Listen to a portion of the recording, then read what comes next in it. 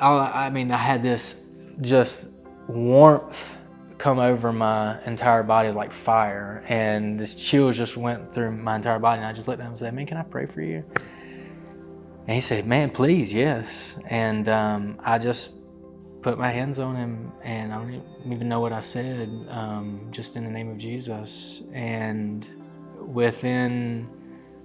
right then, he just started lifting his arms above his head, and he's like, no puede ser, no, like this can't be. He's like, man, I've read about this stuff, I've heard about this stuff, I've never experienced this in real life before. Like, you have something that I want to know more about. Like, can we keep meeting and you tell me about this? My wife and I went on a short-term trip to Ecuador to just do community building there in a small town on the coast.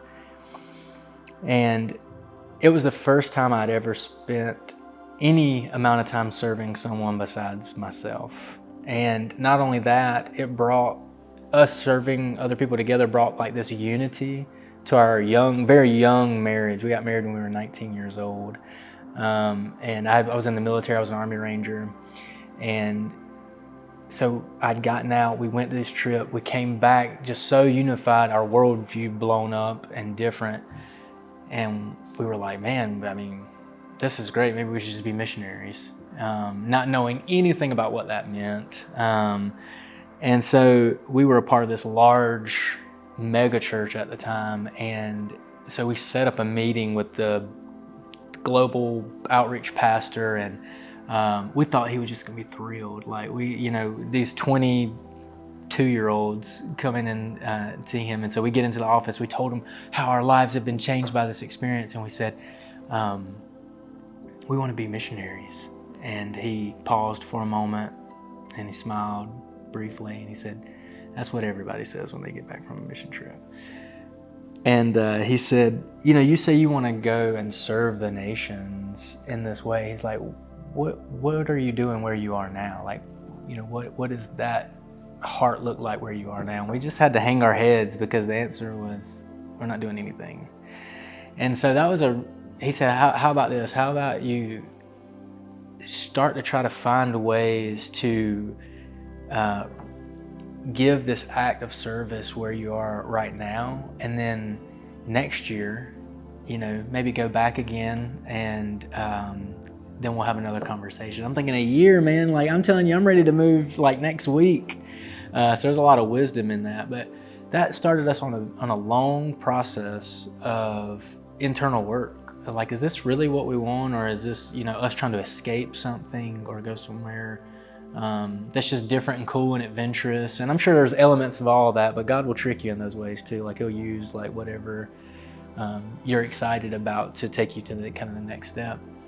But the story that kind of like solidified this for us was, we were starting to raise funds for this idea of moving overseas. And I was working full-time and my wife was working full-time. And we couldn't do both. Like, we couldn't work full-time and try to make this transition. And I had just quit my job to do this full-time. And we were selling our home. And our home was for sale for months. And it was like, there was no movement on it. And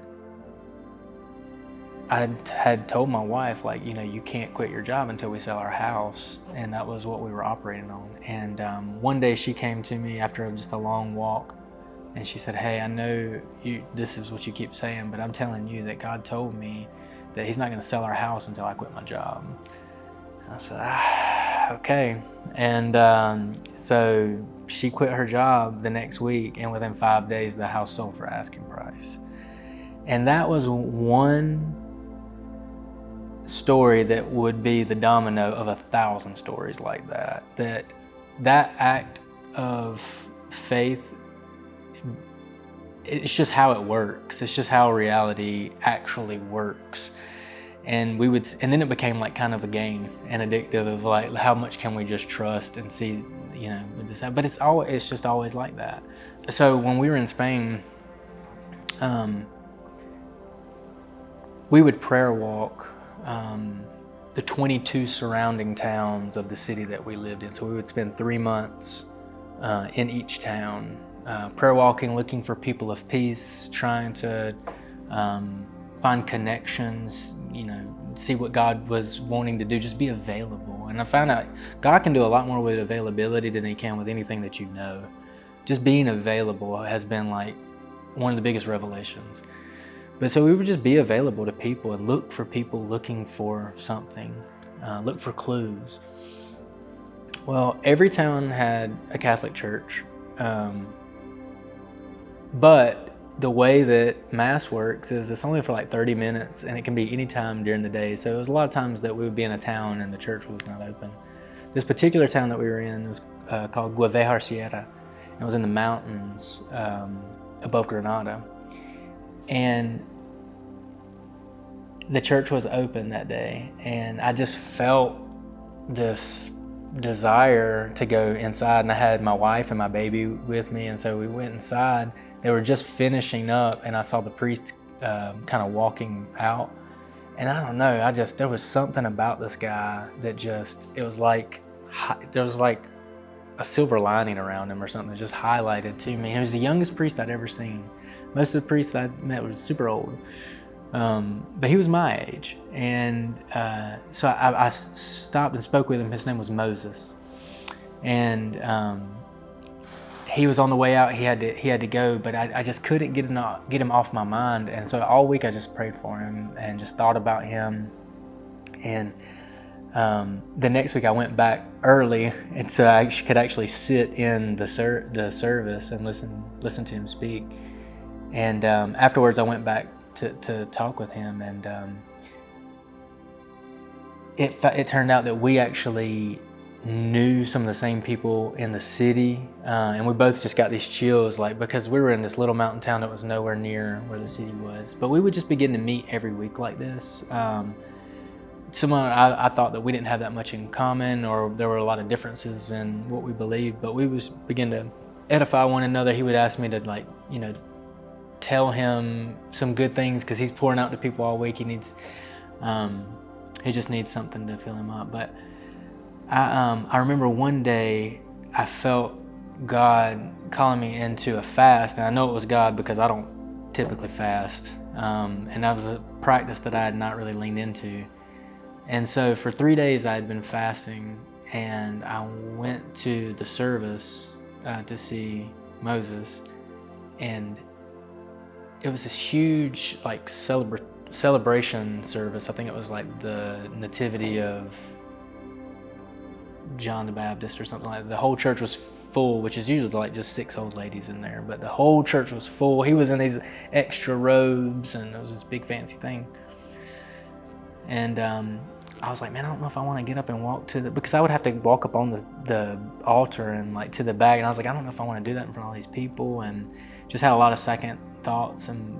But I was at that point, I had not eaten in 3 days, so I was like really attuned to something, and I just felt like the Spirit was like, no, you just got to go. And so I walked to the back, walked up on stage, walked to the back, and there was someone helping him take his robe off. And he's like, hey man, sorry, I'm sure you saw in there when I was trying to like bless the sacraments that I can't move my arm. And I was like, what's going on? He said, man, for 3 days, the whole right side of my body has been paralyzed, and I haven't been able to move it.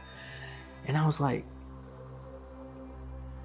I had this just warmth come over my entire body like fire, and this chills just went through my entire body. And I just looked at him and said, man, can I pray for you? And he said, man, please, yes. And I just put my hands on him, and I don't even know what I said, just in the name of Jesus. And